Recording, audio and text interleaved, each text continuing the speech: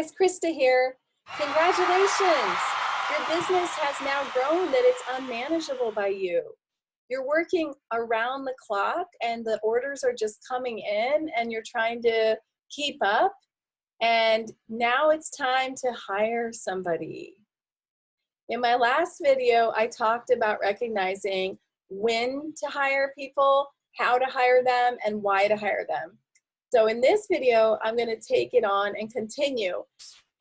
First step, when you realize, oh my God, it's true, I really do need to hire people, is that you need to go back to your lawyer and you need to talk about employment law.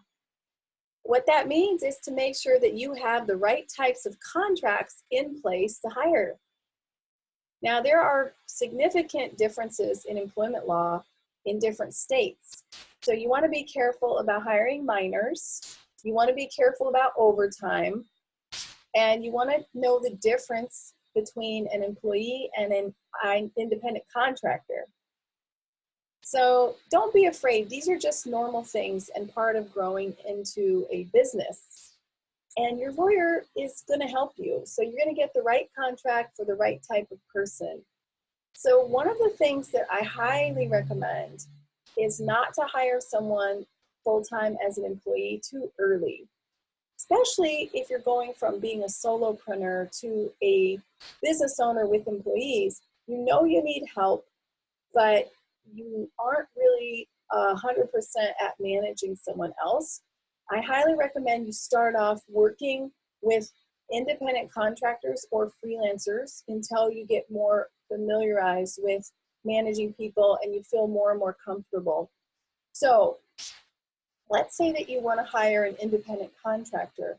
You can hire them on a project base with a clear scope and a clear timeline and a clear price, and things will go really smoothly because it's a limited scope. So you don't have too much risk on the line. But the advantage is you're going to understand the three things that really matter. Number one, expertise. Do they really have the amazing expertise that you thought they did based on their portfolio? Number two, communication. Everybody has different communication styles, and it's actually really hard to evaluate without having worked with a person if they're good or bad at communicating. Now, for me, communication is just as high as expertise. So if somebody is an amazing expert, but they have poor communication, it will be really, really hard for me to work with them. So I value above all the expertise combined with the communication. Now, to the third thing is personality. Obviously, we all have different personalities, and you have to really mesh with the person. So if you're working so closely together, you're giving them your baby, you want to make sure that you guys can hang out and be fine and get along. So if those three things are met, you're gold. You're going to be happy.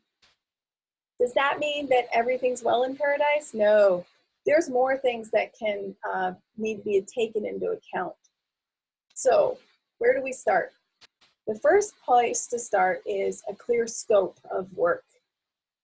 So what does that mean? Does it mean just having a conversation with someone and then hiring them? No.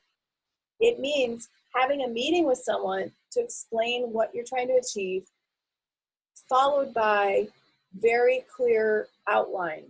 And that outline includes a written description of what you're looking for, and it includes examples. So the person can understand what results you're after. Then the vendor, the freelancer, the independent contractor should be able to come back and ask you questions and really make sure they can deliver that, okay? And this can all happen before you hire them. But please, please, please don't make this mistake. Send them an NDA before you share anything with them. Who knows who they are or if they're working for one of your competitors. So you need to protect your proprietary information. Now let's say that that's good. They've said, oh, I do this all the time. I love it. Let's work together. Then you sign your IC agreement that has been approved with your lawyer, and you figure out the payment schedule. So that's taken care of as well. Now, what you're going to want to do is set up the flow of communicating with them. So you figure out how is it best for us to communicate about this project, and then you stick with it.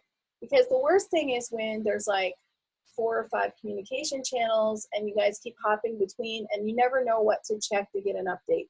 So it's very important to decide, okay, let's use one main communication tool and we can pop in links to share things. We can really work together on a document that's maybe stored in a different place, but at least we communicate in one place. This will make your life a lot easier. And then set realistic expectations when you guys are going to work on looking at previews or work in progress. Do not just let the project go without at least seeing it midway, because you don't want to be, in the end, have a bad surprise. So checking in is really, really important. And lastly, for this part, I have to say that I have been burned hiring someone outside my country for an amount of money that makes me uncomfortable. So if it's an amount of money and you're like, okay, the whole project scope, the total isn't that big of a deal for me, the money that I'm spending isn't a big deal, I would be fine walking away from the project completely at a loss. Then you can hire someone who's in a different country. If, however, it's a big deal to you and there's a lot of money at stake, or maybe the deliverable is going to hold up something that would generate money for you, so it's like a huge deal, stick with your own country. So I know I might get some backlash for that, but I have been burned because the jurisdiction is, you're going to be messing with international laws. So if the person takes your proprietary information and puts it up on their website for sale, or completely disappears with your money after you've given them a payment and they just stop responding, then it will be really, really hard to get your money back. So sorry, just the way it is. So that's something to keep in mind. So let's say that you're working with somebody, everything's going well. Another thing you want to worry about is not micromanaging. So micromanaging means checking in with the person all the time. So let them work. You need to work on the business, not work in the business. So if you're getting some help, you set up the schedule so you know when you're going to have the checkpoints and when approximately will the final deliverable be, and then you leave the person alone so that you're not like constantly bothering them. So I think it's important to remember that you should treat others as you want to be treated. Some business owners say, well, I'm the customer, so I am king. But the real question I ask is, do you want to be treated that way with your clients? If they treated you, instead of a respected partner, to be treated by a replaceable vendor? No. So don't do that to your employees. You want people to want to work with you in the future. So it goes both ways. Be a decent human being, be open with your communication, and be fair, because you have to remember that other people are human too. So just like you probably have messed up once in a while in your career, you know, independent contractors, employees, they're going to mess up too once in a while. Or they're going to have a family emergency and suddenly they're going to have to put a pause on the project or something. I mean, sorry, it's just life.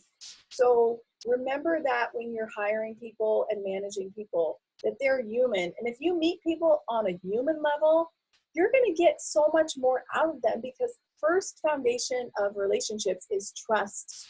So if you guys have established trust, then there's going to be mutual respect, and that will lead to productivity and just a good working relationship. So those are my tips for managing people. Don't be scared to hire people. There are some things to be careful about. Like I told you, the initial employment contract and classification, and being really clear with your communication and expectations, and then being careful not to hire someone internationally if a lot of money is at stake and you don't want to have to deal with international lawyers, and treating people fairly. So no biggie, but the results are huge. It is so worth it, because you will have your head free, your mental clarity, to focus on where you want to take your company next. So that's what happens if you go ahead and hire good independent contractors, freelancers, employees. Thanks for watching, guys, and go out there and be your best at your business.